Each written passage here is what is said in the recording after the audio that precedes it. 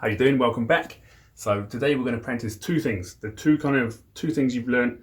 I'm going to put them together. So we're going to practice first changing between our G and our C add 9 chord, and we're going to practice this strumming pattern, which you may have mastered already. If you have, good for you. If you're still practicing it, that's still cool. The down, down, up, down. Yeah. So what we're going to do is we're going to do two measures or two bars on G and then two on C add 9.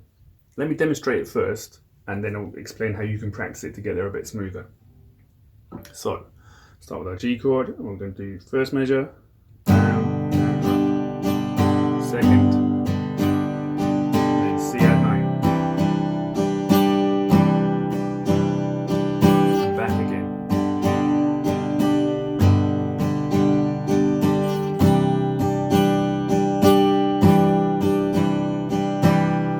Okay, I sound like I'm about to break into like a country song. I'm not, don't worry, I'm not going to sing. The reason I'm calling them two measures, or one measure and two measures, so one measure is just one cycle of the strumming pattern. One, so down, down, up, down, or 1, 2, 3, 4. 4 beats, 1 bar. I'm rambling, I know it, don't worry. Now, what I want you to do, if you're struggling to change between G and C add 9, first things first, let's remember these two fingers don't have to move to make that change, so they just stay down. Once they're on for the duration, and you're moving these fingers, they're really going to the same position but just over one string each. So you're gonna just move them over together. Don't do one and then the other. Try not to do that. Try and do both at the same time. So just lifting off just enough to come off the strings. Don't go too far. Try and control it, shuffle it over, plonk them back down again. All right, smallest movement you can get away with. That's tip number 1, and moving together.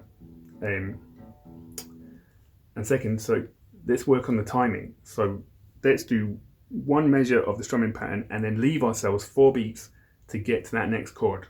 We've done this kind of game before. So it'll be like this: 1, 2, 3, 4. Down, down, up, down. 1, 2, 3, 4.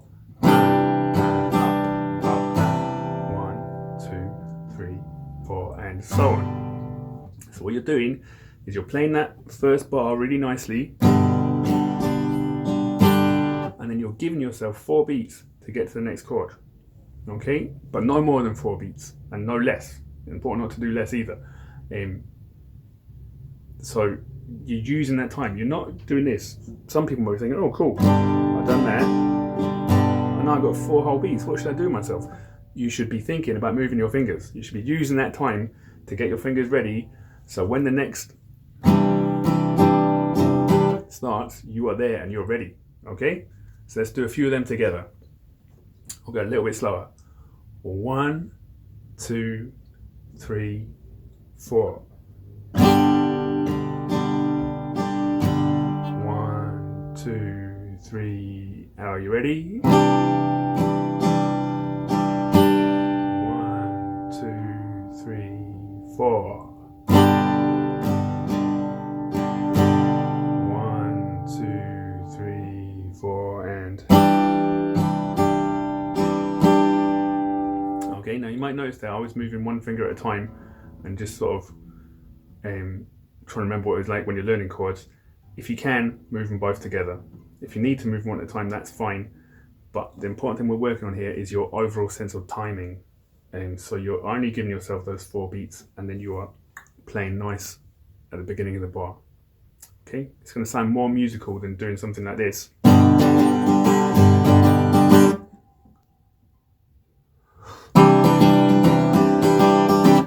And then, you know what I mean? There's no point in playing the chord really fast and then having to spend half a bar moving over. Okay, it doesn't sound like music. Whereas this, 1, 2, 3, 4, way more musical. Okay, so that's what I want you to practice. Do a little bit more.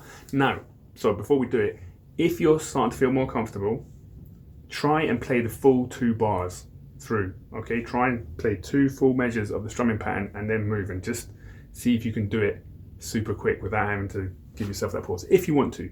If you're not ready for that yet, don't force yourself. 1, 2, 3, and 1, 2, 3, 4, and 1, 2, 3, 4, and I'm going to play through this time.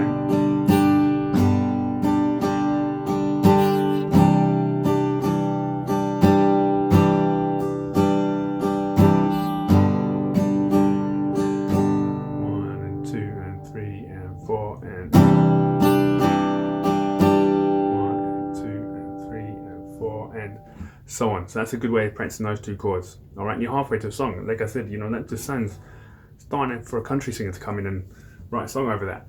Maybe you're that singer. All right, see you later.